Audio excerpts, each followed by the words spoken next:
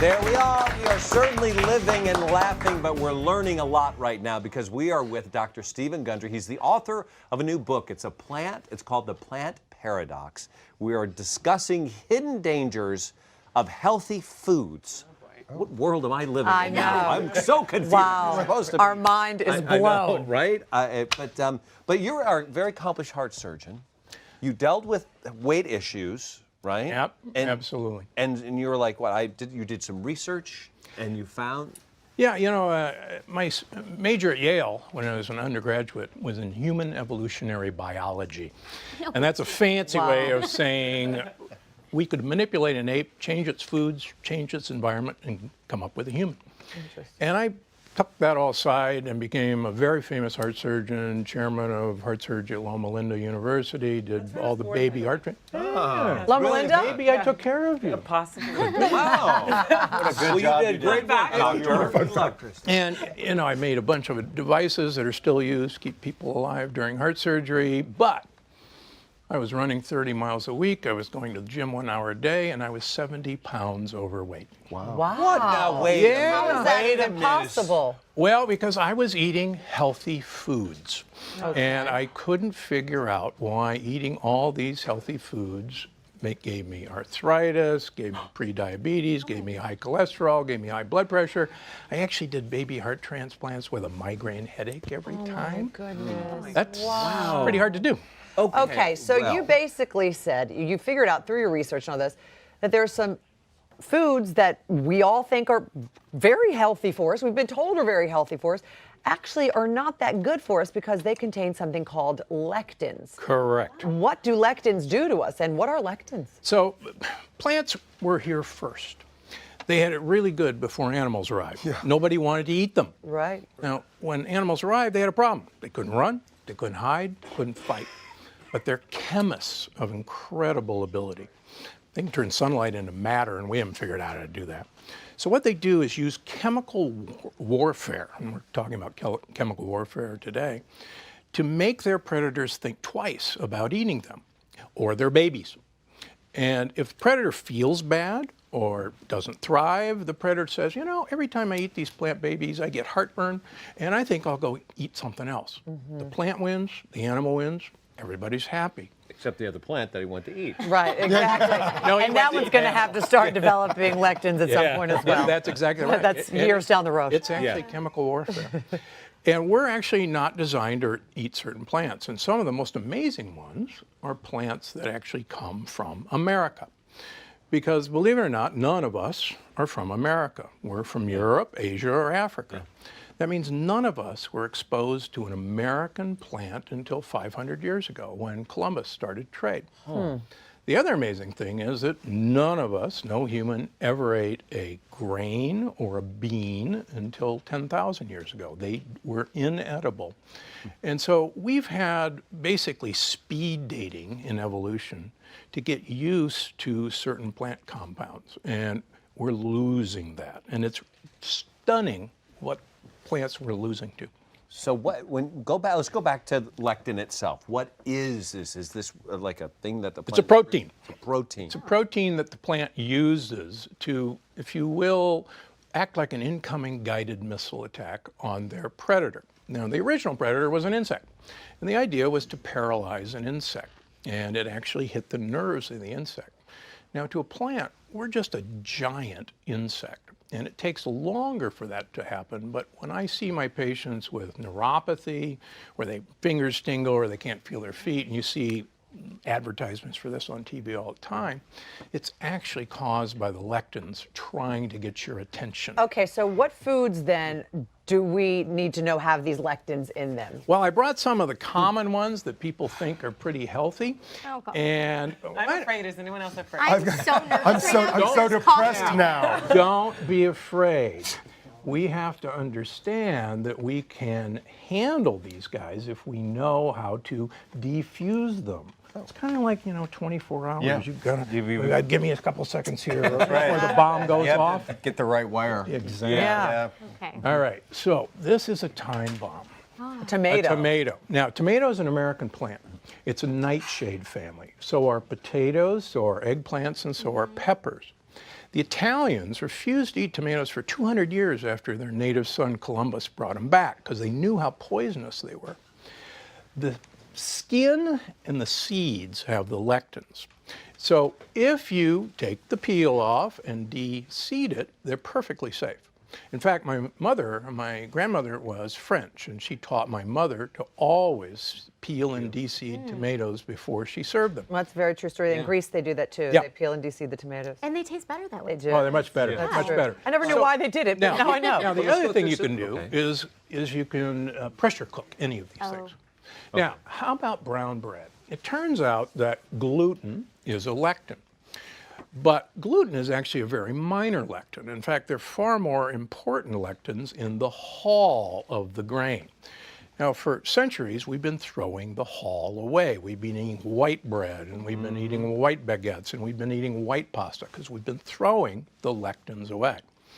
But now, with whole grain goodness, we've been trying to be convinced that this is good for us. Yeah. And much of our health problems started with the advent of whole grain goodness. I heard that and I never believed It's it. absolutely Somebody's true. like, you know, that's It's not good. I go, absolutely that's true. not what I heard. Believe it or not, bread was chosen as our poison of choice because it promotes weight gain. And as you'll find in the plant paradox, things way back when that promoted weight gain was a great idea because there wasn't much to eat. Right, exactly. You had to store the food. The other thing that promotes weight gain is beans. Beans are so toxic that the CDC, the Center for Disease Control, says 20 to 30% of all food poisoning in the United States is caused by the lectins in undercooked beans. Absolutely. What, 5 raw kidney beans will kill a human being in 5 raw minutes. kidney 5. beans. Well, Five. you know what? Whatever you do at home, do not eat don't raw do kidney that. beans. Yeah. Listen, this is This has such been an done. interesting topic, and this is so controversial. I know people at home right now are saying, I cannot believe what I'm hearing. We're going to come back, and we're going to continue this conversation. Put it in the pantry yet. Wait Do till not eat the kidney beans raw, whatever you do. Oh my God, I never. Welcome back, everybody. We are talking with Dr. Stephen Gundry. He's the author of this amazing book, The Plant Paradox. I'm going to go home and board up the pantry. Right, No throw one's allowed everything in there out. until I sort this whole thing out, because the next thing on your list of knots are cashews. Yeah. We've always been told I cashews love are super healthy, even healthier So than do I. peanuts. Cashews are not a nut. Oh. Cashews and peanuts are actually beans. They're the legume family, and they're from America. Cashews are one of the most inflammatory foods that have ever been discovered. The Amazonian Indians always take the cashew off the fruit and throw it away because they know how dangerous it is. The dermatologic literature is full of stories of skin rashes and breakouts and lupus from eating cashews. Believe it or not, peanuts have been shown to cause colon cancer.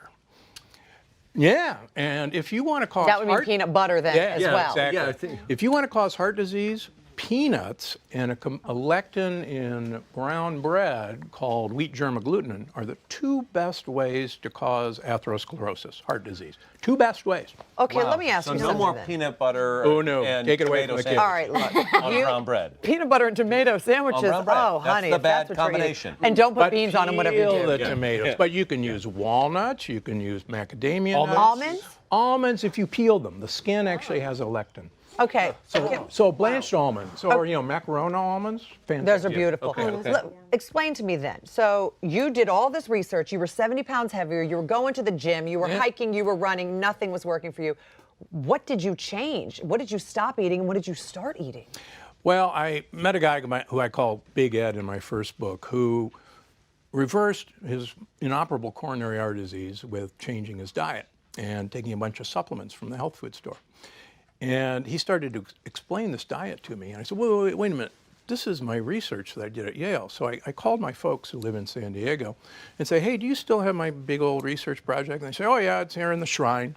And I said, send it up to me. So I said, oh, my gosh, this is what I know, but I've never done.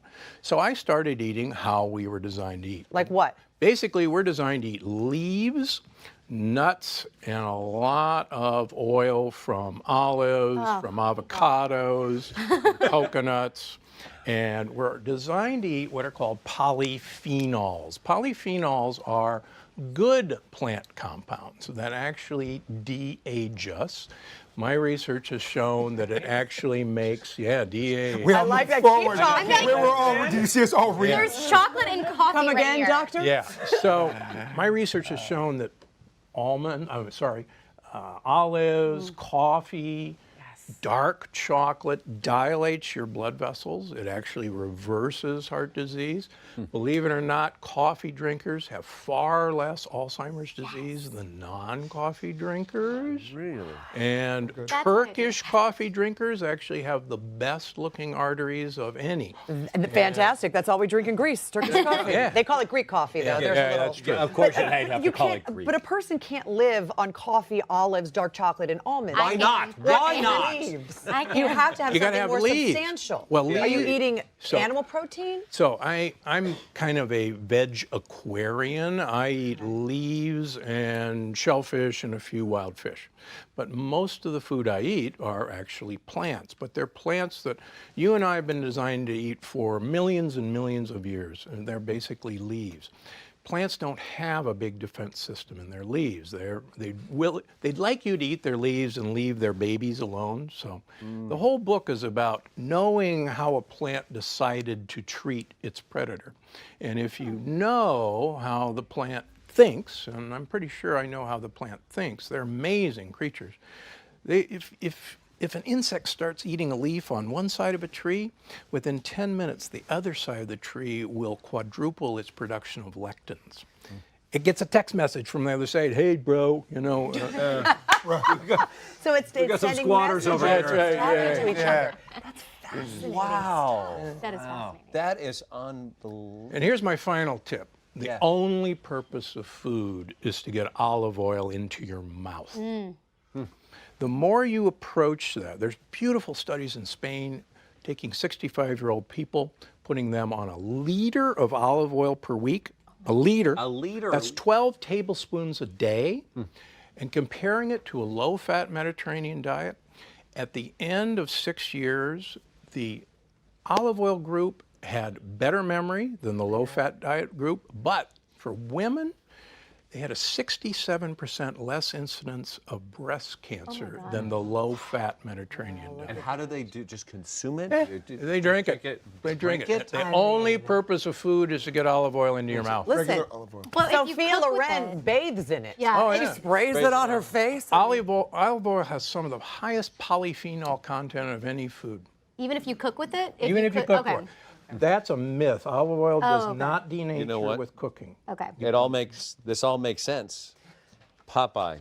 Spinach and olive Bingo. oil. I'm telling you, Yeah. since the beginning, if we just listened, Yeah. You're it so was proud of always in the yourself right now. subtext of our And look what Just look what happened to Wimpy. Yeah. He was eating hamburgers all the time. Look at it. We're coming right back. Plants were here first, and they had it really good before animals arrived. Nobody wanted to eat them. Now the problem is, plants can't run, they can't hide, and they can't fight. But they're chemists of incredible ability.